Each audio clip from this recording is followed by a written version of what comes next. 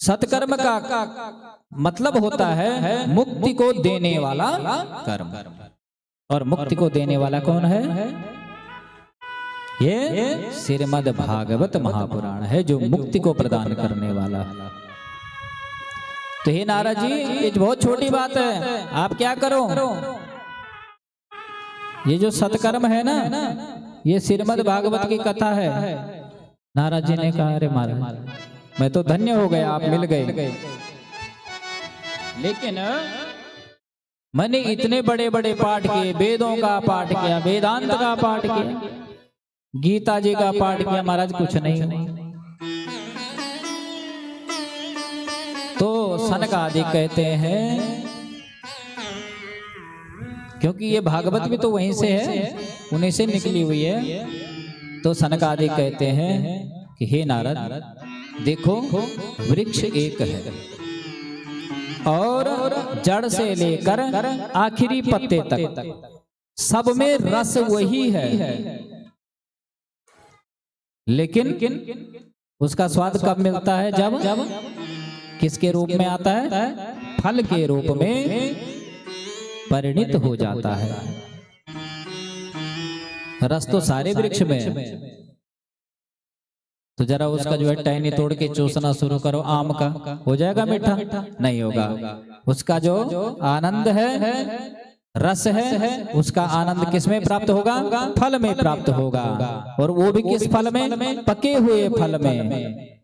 और हे नारद जी, ये जो श्रीमद् भागवत है, ये क्या है? वेद रूपी उस विशाल वृक्ष का पका हुआ फल है। इसलिए इसका क्या करो? रसपान करो।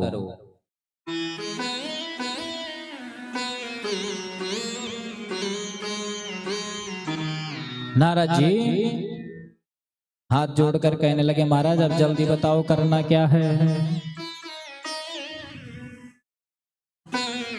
तो सनकादिक कहते हैं कि हे नारद, भागवत जो सुनने वाले हैं वो बड़े भाग्यशाली हैं। क्यों? क्योंकि बहुत जन्मों के भाग्य उदय होते हैं, तब जाकर ये भागवत कथा सुनने को मिलती है। और जिसने बहुत ज्यादा पुण्य किया हो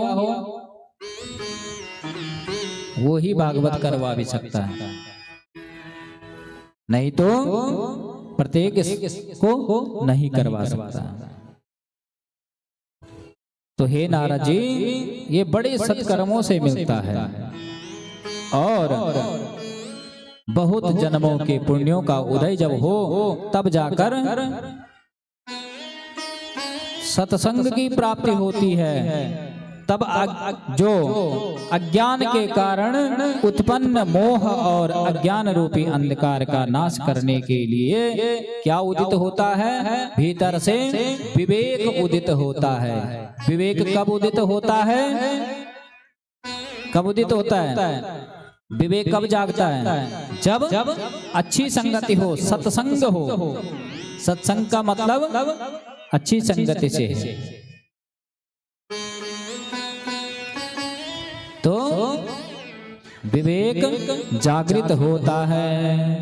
कहते हैं कि बिनो सत्संग विवेक न होए, बिनो सत्संग विवेक न होए, बिनो सत्संग विवेक न होए, बिनो सत्संग विवेक न होए, राम कृपा बिनु सुलभ न सोए, राम कृपा बिनु सुलभ न सोए।